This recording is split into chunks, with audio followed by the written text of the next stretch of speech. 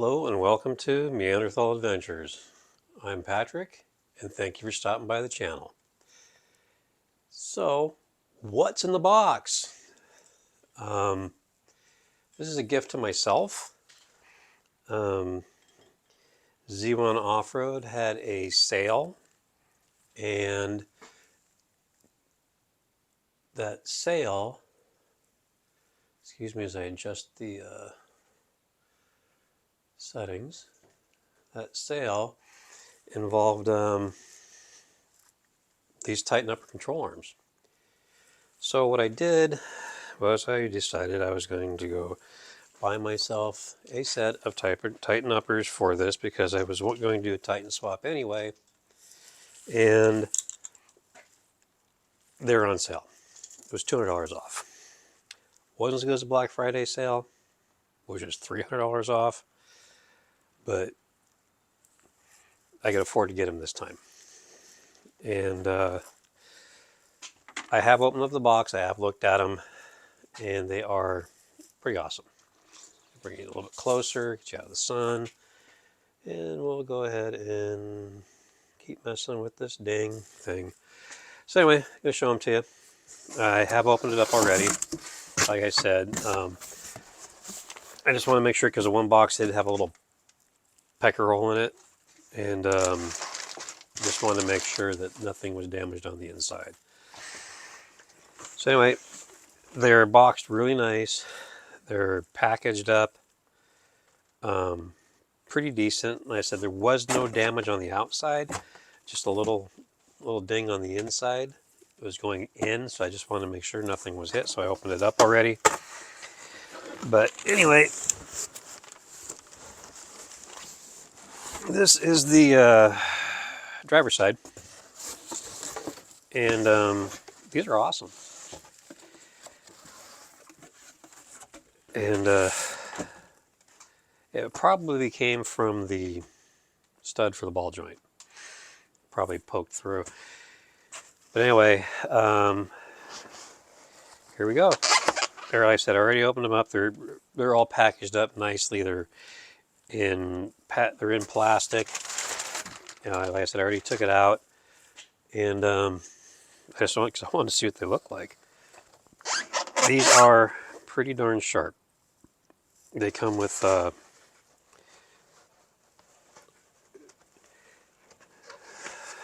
this is so I opened up. Probably should have put it back in plastic. But anyway, here they are. They're nice. They're big. They're billet. They're machined. They have a double adjustable end on it, which means you can just loosen these up and loosen up the pinch bolts and back this off, and it'll move. So you having to take the whole thing out and putting it back in and rechecking it. Everything's here, and you can just adjust this right here. So anyway, like I said, this was a gift to myself.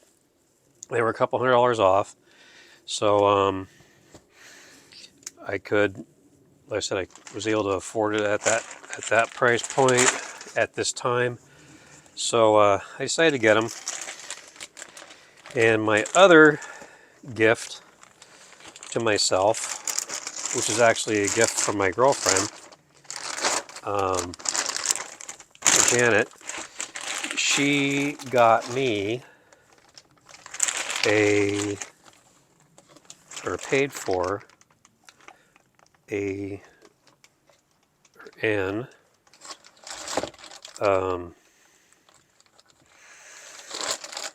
Armada subframe, and that should be arriving today. So I just want to get this back inside the box. Of course, once you take everything out, it never goes back in. Especially if you try to keep it packaged up the same. Anyway, so I got the driver's side. It comes a nice set. It comes packaged up really great, boxed up really nice. Looking forward to getting this done. It's been a while that I've been wanting to do this. The truck is, if you don't know, I've mentioned it before, this is a 2008 Nissan Pathfinder LE V8. Same motor that's in the Titans and the Armadas. Same front axle assembly that's in the Titans and some of the Armadas. I think some of the Armadas may have had a R18 and an M180, R180. I don't know what the number is for it because I don't have it. I just noticed an M205, which is the same one that's in the Titan. Steering racks are the same. Inner and outer tie rod ends are different. And of course, the spindles are different. It's a different bolt pattern. These are 5 on 4.5. I am switching everything over to a full Titan and full Armada, so everything will be 6 on 5.5, which gives me a better range of wheels to choose from. As I already have the factory spindles here, but I'm probably going to put the Cal Mini 5-inch lift on this as well, which requires me to have lifted spindles. So these are kind of almost a wash. So if anybody needs a set of factory stock, these are actually QX56 front spindles,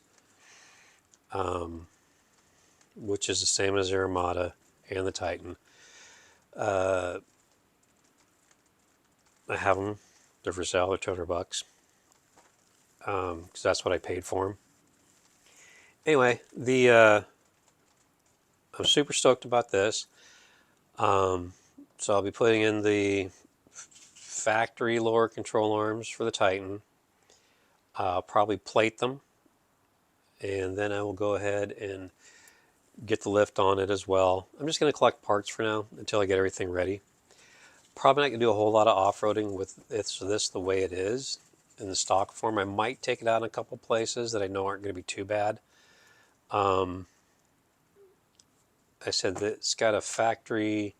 The gears into this thing are like 293 or some weird number like that, but they're pretty much highway gears. This thing's got plenty of torque to move it. I am going to swap out the front end to a 369 that from All Dogs. They have a set, and I ordered, and I have now, a ring and pinion from Australia that's a 369 that fits the R230 rear that's in these. It's different than the R230 that's in some of the cars, completely different. Stub shafts are different coming out of it than what's in the Armada, but they're pretty much the same. It's a little windy out today. It's a balmy 35 degrees here in New Jersey, and we do have a high wind warning in effect too.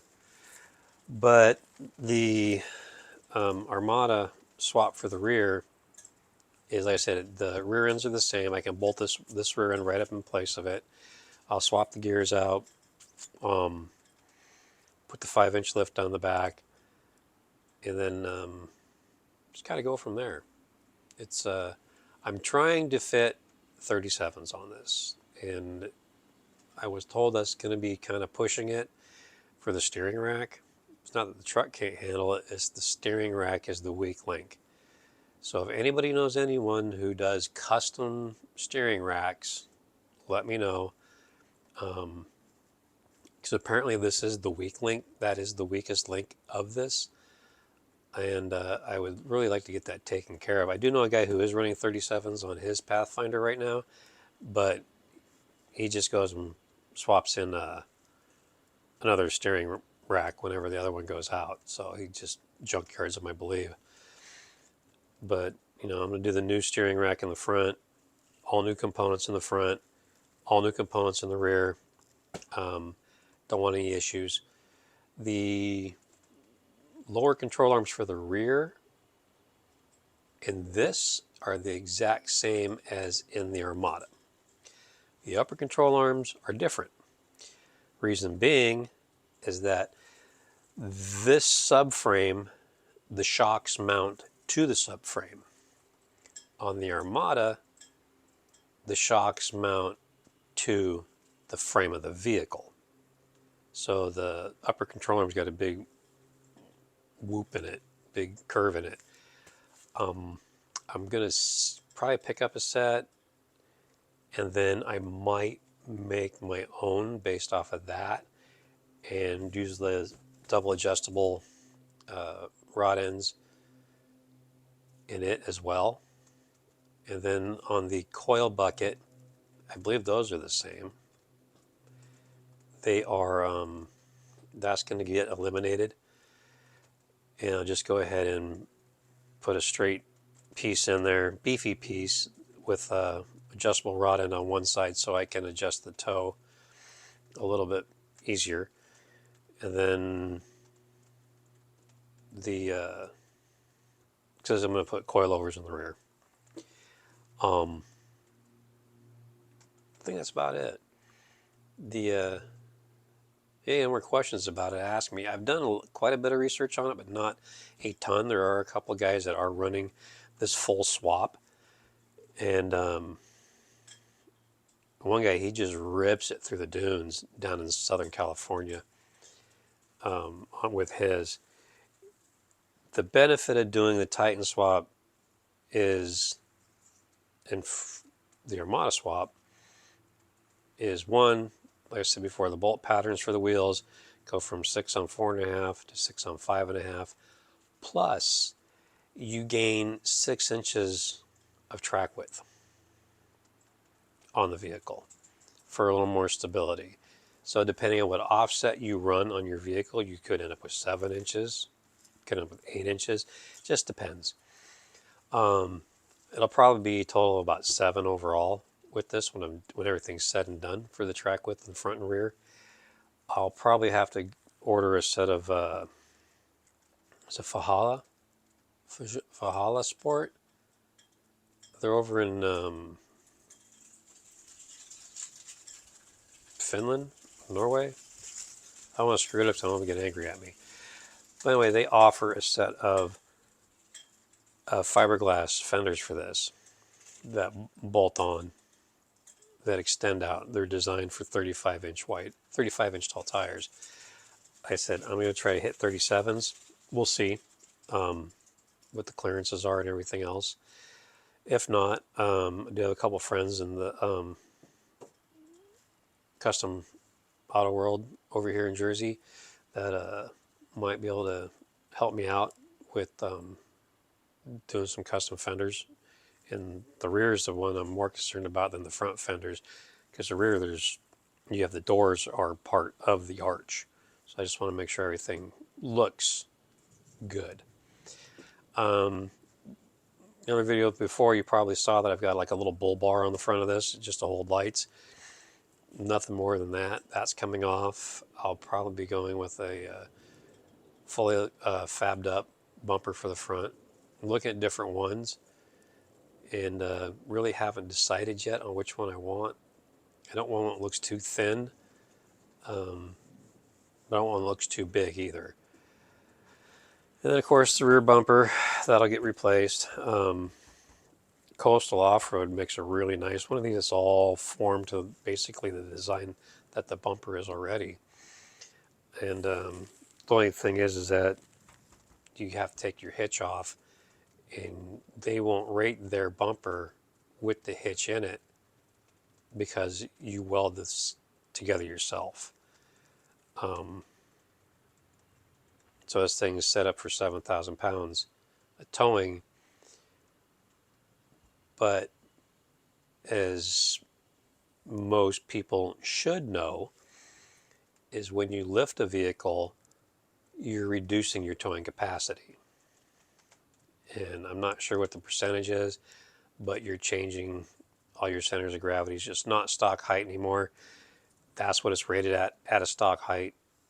Once you change that, you're changing your towing capacity because your center of gravity changes. So I'm probably going to lose 1,000 pounds of towing, which is still fine because it's 6,000 pounds. It's still pretty decent. I can get a decent off-road a trailer to tow behind it. Don't plan on doing a rooftop tent. I don't want the extra weight up there. Nothing against them. I just don't think it's for me.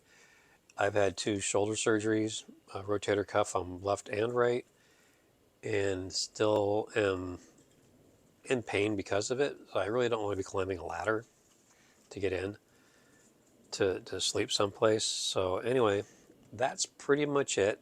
Probably next video will be of the subframe, the Armada for the Armada swap. I said my girlfriend, she got that for me.